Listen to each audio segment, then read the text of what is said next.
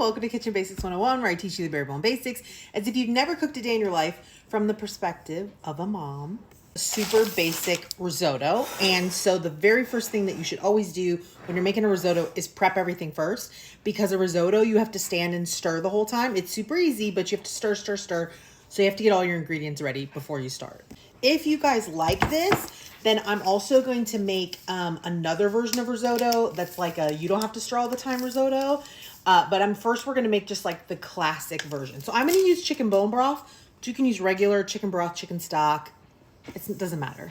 You could do like a homemade chicken broth. Woo! I just love that we have access to all these great bone broths that are just like loaded with protein. So we need 4 cups. Now that I got bone broth all over me, I'm going to pop this on the stove and I'm just going to put it on like low heat to warm up while I'm prepping the other ingredients, because I want this stock, bone broth, whatever you're using, to be hot. I'm going to grate some Parmigiano Reggiano. Can you use pre-grated Parmesan you buy at the store? You can. Is it as good? No, but you can totally use it.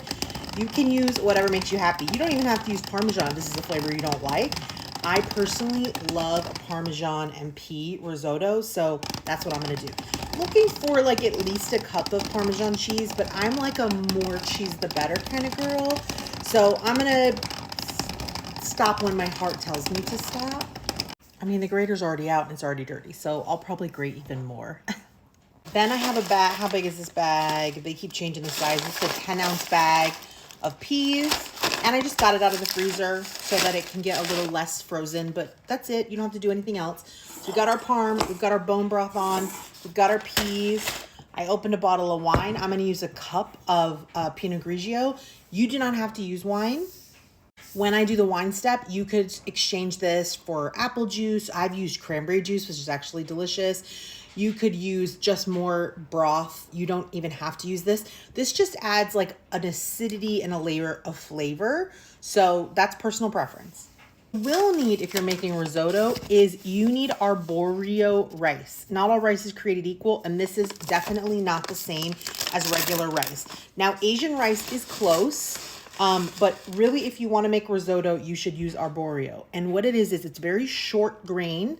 The grains of rice are like almost ovals. They're not like let me try to hold one up. They're short and they're plump and they're fat and they give off a lot of starch. And the reason this is important when you're making risotto is that risotto, you stir and stir until it turns into like a porridge. So it's creamy. And that's why you need the arborio rice, because it's a very specific type of texture. Can you make it with regular rice? I guess, but it's definitely not going to turn out the same. So if you have a hard time finding arborio rice, then buy a short grain rice. Don't buy basmati. Don't buy long grain rice, because those are further away. But most grocery stores, like I just bought this at Sprouts, but they also have it at Walmart and Target and Albertsons and Kroger's and Smith's and wherever your grocery store. So it is pretty accessible to find arborio. It sometimes is a little bit more expensive. Okay, now we're going to start assembling. Don't worry, the pan is clean. It's just really old 𝐸𝐶, so it's dark on the bottom. So we're going to put in a tablespoon or 2 of olive oil. Now at this stage, if you're an onion girly or a shallot girly or a leek girly, be my guest and put some onion in here. I am not, so I'm going to put a little bit of really finely diced garlic. You can chop up some garlic. It doesn't matter. This is just from my freezer. I just sort of do it once and then I use it all year long. But we're just going to saute up the garlic. You don't want it to burn. So you're just going to do it for a minute or 2 until it becomes really fragrant. Okay, after a minute, if you're doing onions, you're going to need a few extra minutes. Then I'm going to add 1 cup of my arborio rice. And we're going to toss that around and just get it toasted, coated in our olive oil and our garlic. We're going to toast it just for about a minute. This is just adds sort of a nutty, another layer of flavor. All this is being done on medium heat. We don't want it to be too hot. We're just trying to get a little bit of added flavor, a little toast, nothing crazy. And I do have my chicken bone broth sitting here getting hot to add to my risotto. Okay, everybody's looking fantastic. Now I'm going to add about a cup of white wine. I'm going to use a Pinot Grigio from Italy because I'm making risotto, but this can really be anything you want. I mean, this can even be red wine if that's the flavor that you want to impart. Again, it's great with cranberry juice, apple juice, or it could just be broth. that's fine too, okay? And you're just gonna give it a stir. And you're gonna wanna cook this until, if you're using wine, until you cook out the alcohol. So a couple of minutes. The thing about risotto is it's a lot of stirring. So you're gonna add the wine and you're just gonna stir and stir and stir until all the wine is absorbed. And I'm gonna show you what, like a less stir method of risotto that you can make. It takes longer, but it involves less stirring. But this is just a classic risotto. So stir, stir, stir until the wine is reduced. The best part about risotto is it's just like such a beautiful blank canvas where you can add all kinds of different flavors, right? It could be butternut squash, it could be asparagus, it could be red pepper, it could, like, whatever flavor you love, you could make into a delicious risotto. But we're just doing a very basic, sort of classic. We're gonna do a Parmesan and pea, which is very classic.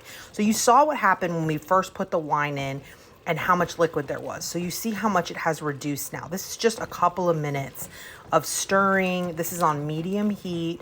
And now that the white wine is pretty much all cooked off and all gone, and it's looking like a porridge, now we're gonna start adding our broth 1 cup at a time. Our wine's all absorbed. We're gonna take a ladle full of our chicken broth and we're gonna add it to the pot. Now this broth needs to be warm, so we're not making everything cold when we add it. And then just like the wine, you're gonna stir, stir, stir until it's all absorbed. So then once it's absorbed, we're gonna add another cup. So I'll stir and I'll be back. Even though risotto is a lot of stirring, and it still can be on the table in 30 minutes. It takes about 30 minutes to make a risotto. And during those 30 minutes, you could be like roasting some chicken breasts in the oven. You could use a rotisserie chicken just to add some more protein and bulk to this if you want to look at it as a more complete meal. I think there's a lot of protein in here already because I'm using the bone broth and the cheese. But you know, you could have some salmon, some pan-seared salmon. This is still a 30-minute meal. It's just fancy and elevated and it feels special, but it's really super simple. Okay, my liquid is almost completely absorbed. Again, it's nice and thick. So now we're gonna add another ladle full and we're just gonna repeat this process until all of this broth is incorporated into all of this, just a ladle at a time. So I'm put a ladle in, I stir it until it's completely involved, and then I do it again. Okay, all of our liquid is absorbed. Now we're going to turn the heat either off or down to very low. We're gonna add our Parmesan cheese. And we're gonna let the residual heat from this melt all of our cheese up. That's about a cup of Parmesan cheese. Now we're gonna stir in our frozen peas. Oh, she's starting to look like risotto now. Look at that. We're just gonna let that heat help just melt our peas into our risotto.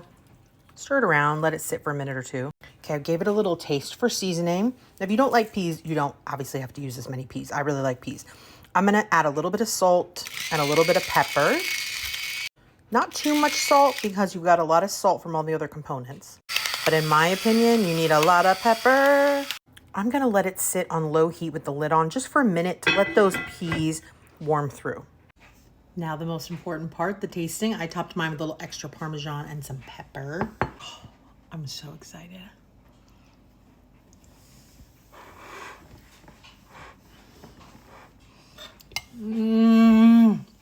A few too many peas for how much rice? Yes, there's too many peas, but I love peas. So I'm happy with it. I would use half the peas, like half the bag.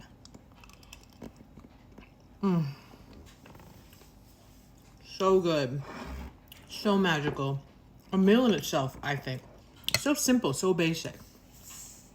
Well, like I said, you can sweeten this up by using apple juice or cranberry juice. Adds like a little touch of sweetness instead of the wine. This could be asparagus. This could be really any kind of like veggie. This could be chunks of roasted squash. The possibilities are endless. Delish.